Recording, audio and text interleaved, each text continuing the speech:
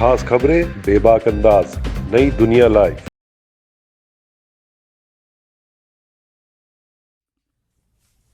कल सुबह crime branch के 1 दर्जन अफसर दिल्ली के मुख्यमंत्री अरविंद केजरीवाल जी के घर पहुंचे। क्राइम ब्रांच का एक तथाकथित नोटिस लेके पहुंचे। कहते हैं कि ये नोटिस हम दिल्ली के मुख्यमंत्री अरविंद केजरीवाल जी के हाथ में ही देंगे। आज सुबह वही आधा दर्जन क्राइम ब्रांच के अफसर मेरे घर पहुंचे। 2-3 घंटे तक वहां पे इंतजार किया। कभी अंदर गए, कभी बाहर गए, कभी घर के पीछे के दरवाजे पे गए, कभी आगे के दरवाजे पे आए। कहते हैं जी क्राइम ब्रांच का नोटिस है और नोटिस सीधा मंत्री जी के हाथ में देंगे। वैसे तो जो बेचारे क्राइम ब्रांच के अफसर आए, हमें उन बेचारों पे के दया ही आती है।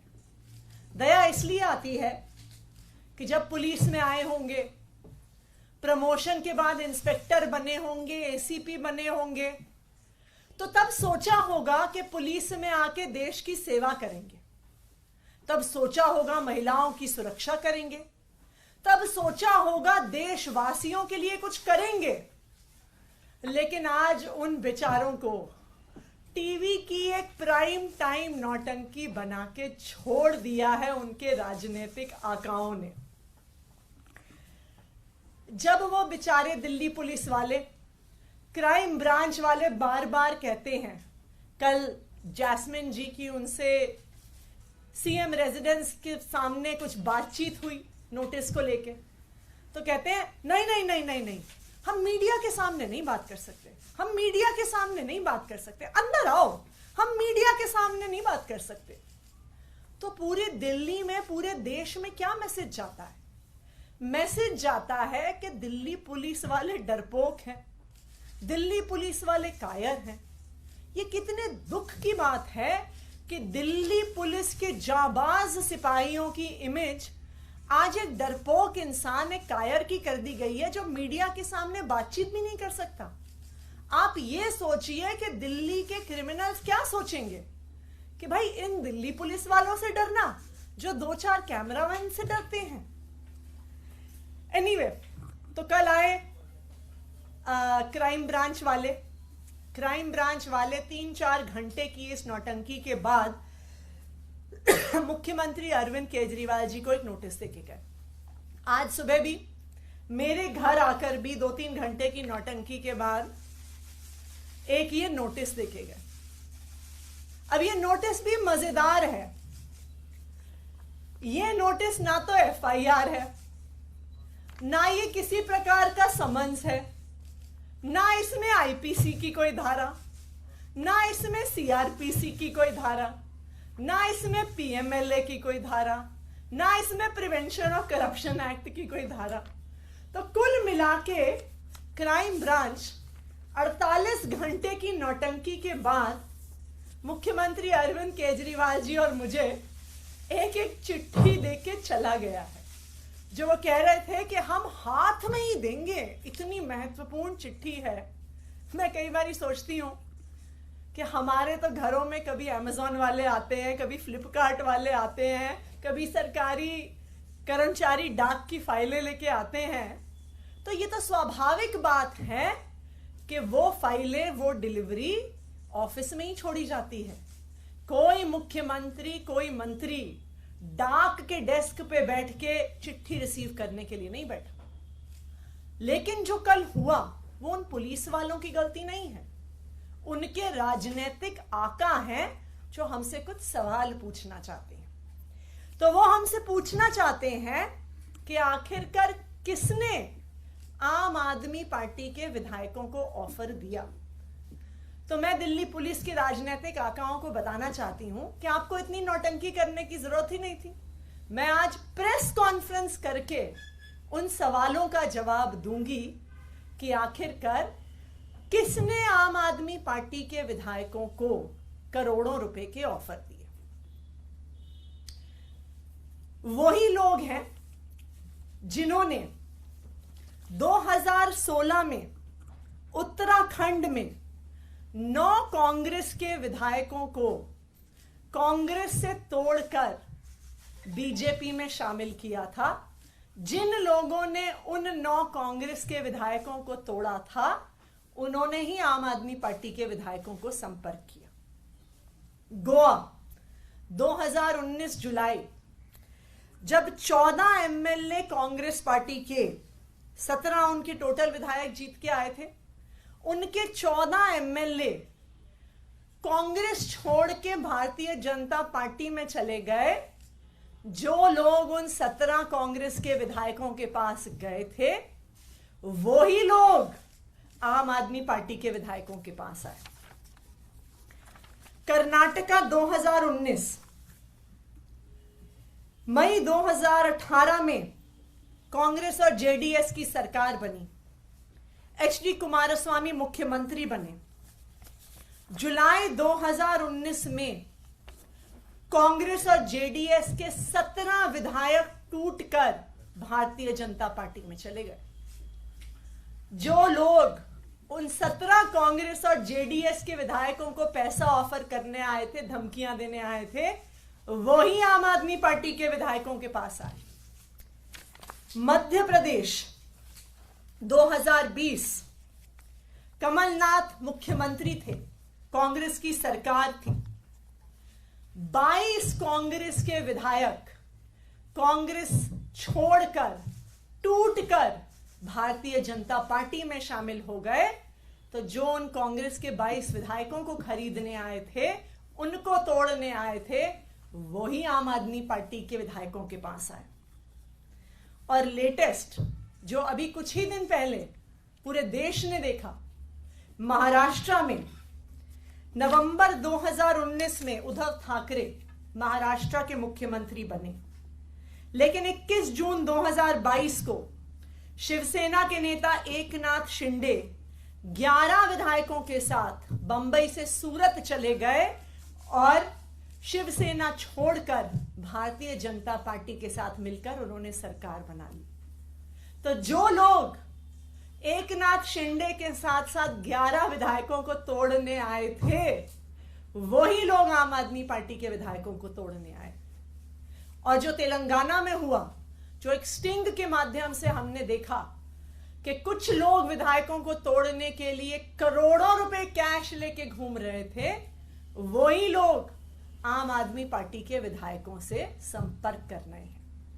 तो मैं क्राइम ब्रांच के राजनीतिक आकाओं को बताना चाहती हूं कि आपको भी पता है कि कौन वो लोग हैं जो पिछले 7-8 साल से एक एक करके ऑपोजिशन की सारी सरकारों को तोड़ रहे हैं। और वही लोग हैं जो आज आम आदमी पार्टी के एमएलए से संपर्क कर रहे हैं। अब मैं जैस्मिन शाह जी से कहूंगी कि वो अपनी बात रखें।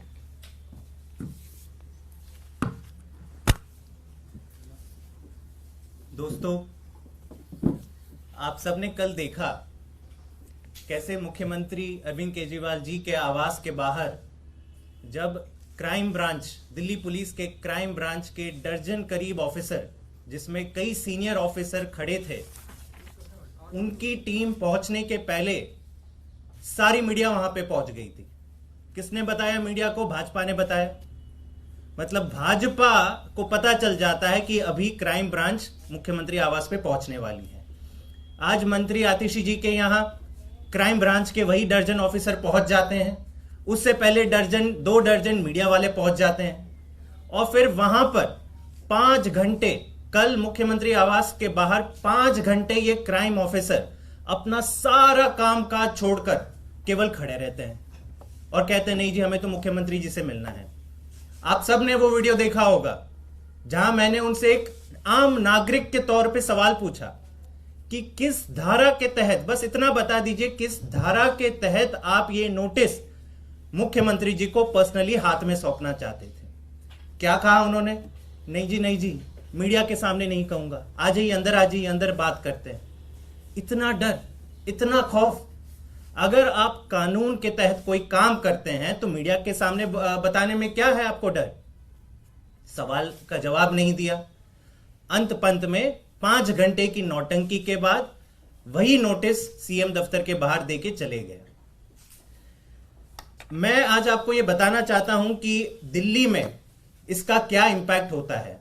आप सब जानते हैं दिल्ली देश का क्राइम कैपिटल है। हर साल, ये सुन लीजिए, ये नंबर अगर आप सुनेंगे तो चौंक जाएंगे, हर साल दिल्ली में 3 लाख क्रिमिनल केसेस रजिस्टर होते हैं। 3 लाख।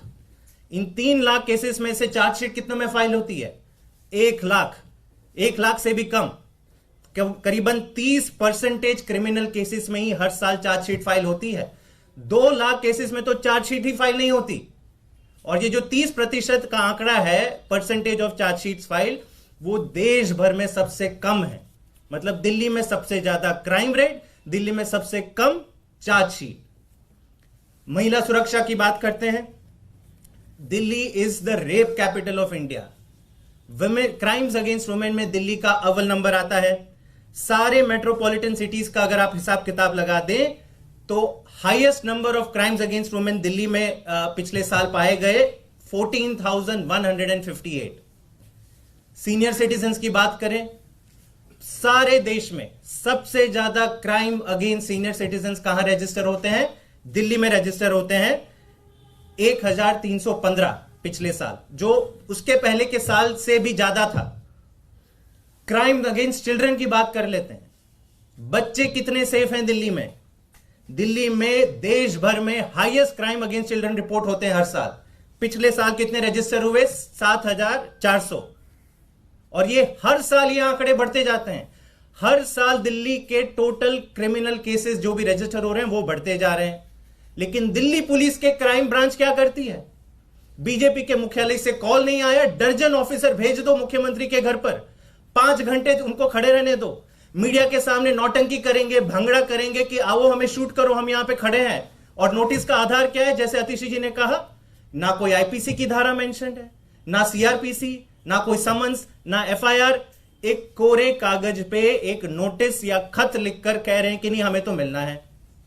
तो क्या मुख्यमंत्री और मंत्री दिल्ली सरकार के सारे अपना कामकाज छोड़ दें, केवल और केवल डाकिया का काम करें कि अपने घर के बाहर खड़े रहे कि आइए दिन भर आइए, जो भी खत लेंगे हम आपको पर्सनली सौंपेंगे?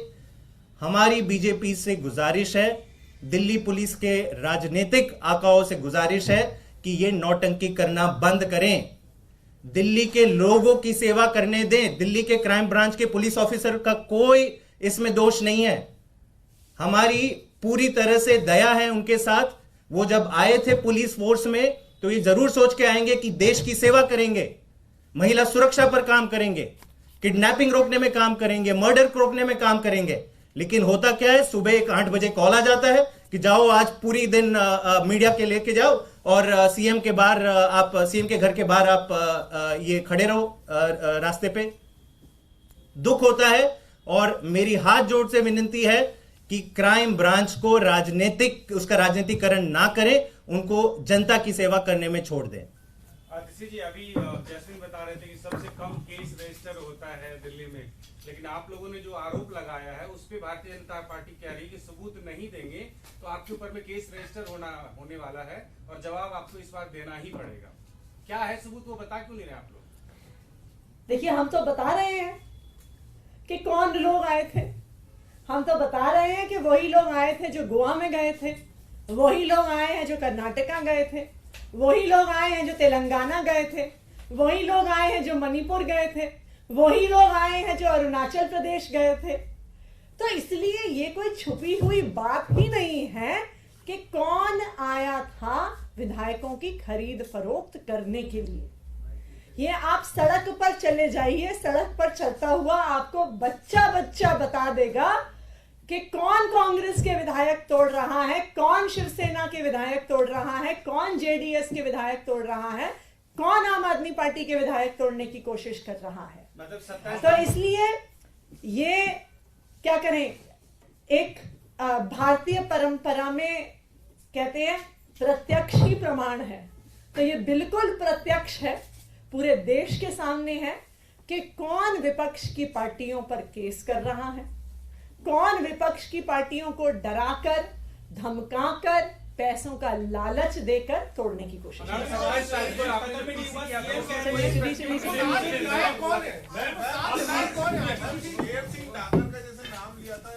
लेंगे नई दुनिया लाइव। नई दुनिया लाइव लाता है breaking news, analysis, exclusive interview, headlines और वीडियो आपके लिए 24 घंटे 7 दिन।